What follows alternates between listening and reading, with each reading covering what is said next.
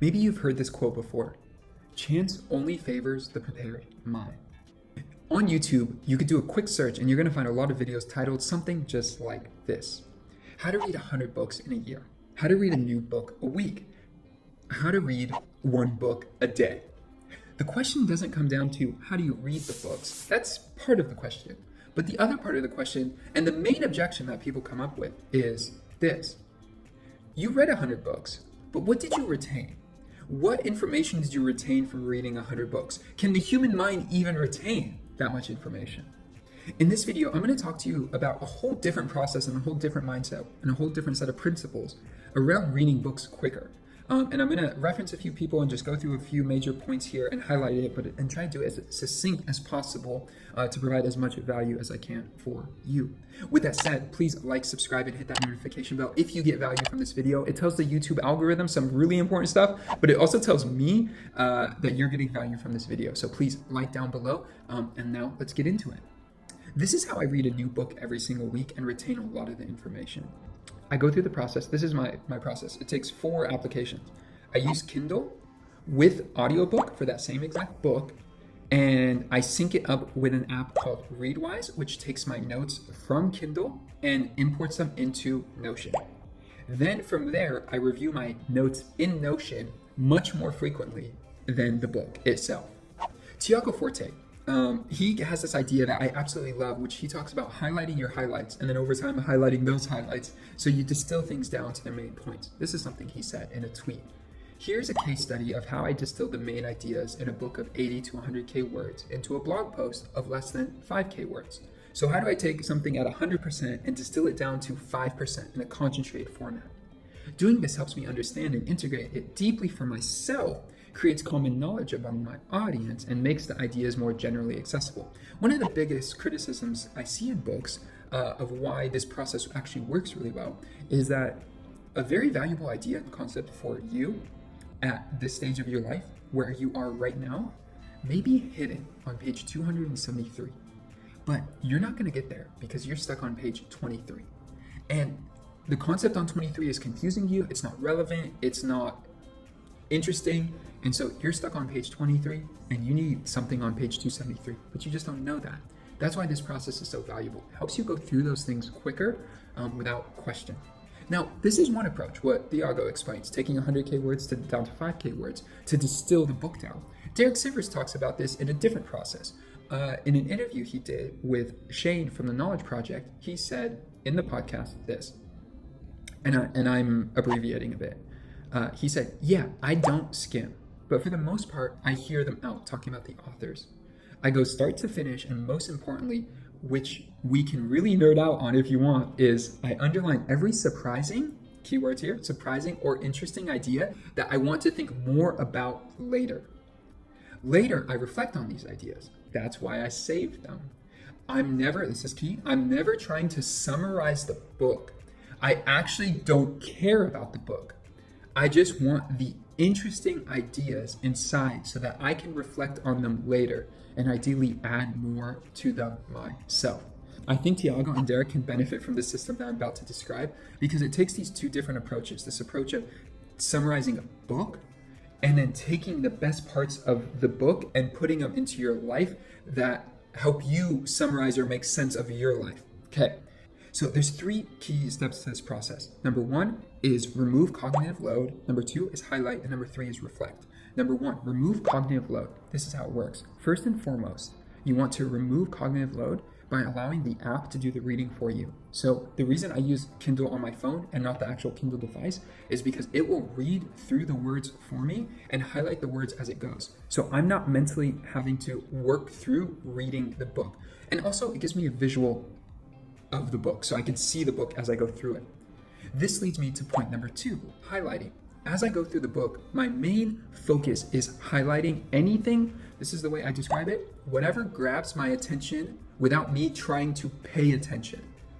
Feel me? Whatever grabs my attention without me trying to pay attention. Things that surprise me, things that interest me, things that trigger me, things that I believe the exact opposite on, any of those things are the things that I highlight. It's so clear when it happens. You don't have to try to focus on the book. You don't have to try to pay attention. The idea is captivating you on its own.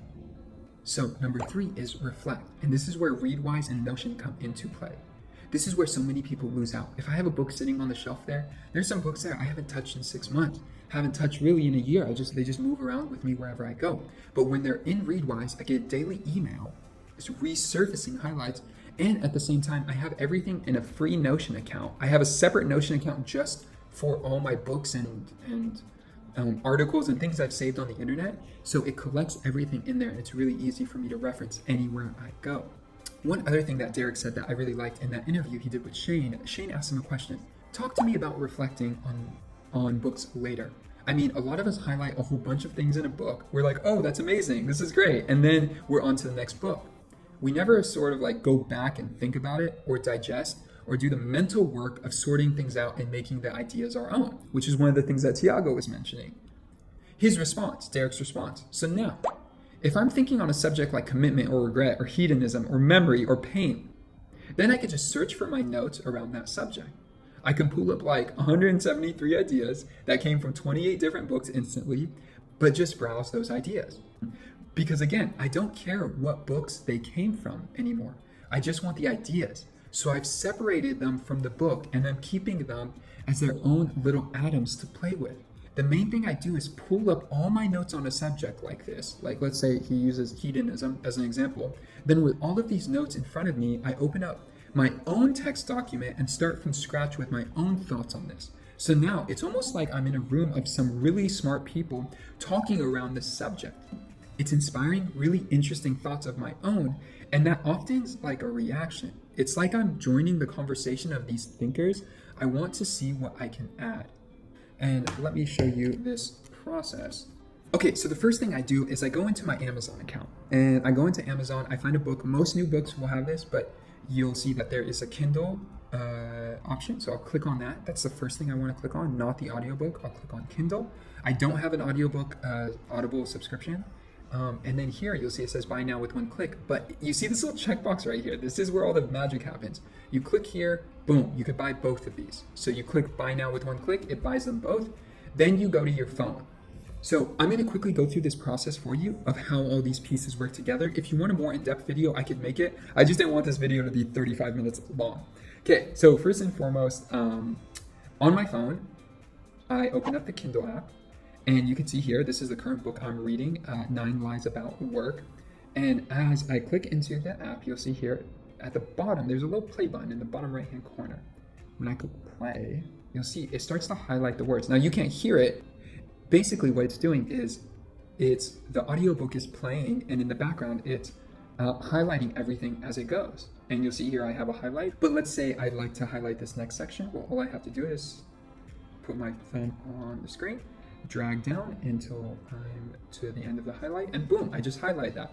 Now, all those ideas are getting saved, and once you highlight, then Readwise automatically in the background takes those highlights and throws them into Notion. So if you look here, here's my library of all my books, all my highlights, right? So 9 Lies About Work. So if I click on this is the book I'm currently reading. If I go to the very, very bottom, you'll see these are my most recent highlights of what I've been reading. If I want to have it sync up immediately, I think I could go into the app. I believe I can. I could go into the app and tell it to sync up. But you'll see here, I can easily go through a book in the morning and just say, oh, let me review my notes on Naval's book. I absolutely love this book. And so I'll just go into here and let's see, let's take a look here. If you're not 100% into it, somebody who is 100% into it will outperform you. If I'm making a life decision, a work decision, or any of those things, well, now I know I could just come in here. I could go text, nope, not text, sorry, color, and highlight this. There's like shortcuts too on the keyboard that you can use to make that easier, but now you could highlight text as you go along, and over time you could resurface those highlights as you go. There's other cool workarounds for this too. If you want to read these, you could use the Speechify app, which is its own process, but I'm going to just leave it at that for now. And back to the original quote that started this video. Chance favors the prepared mind. The more things that you run into that surprise you and interest you every single day, the higher likelihood your mind will be prepared for a chance that could be interesting or surprise you or be up your alley or grab your attention even more. As you present yourself with more situations and more information around situations that you love, well, more things will become apparent to you as you go. Cool. So if you made it to the end of the video, please drop a comment down below. Thank you for watching. Like, subscribe, and hit that notification bell if you're looking for more content like this. I publish content every single week, if not multiple times a week. So please subscribe down below, and I will see you guys in the next video. Peace.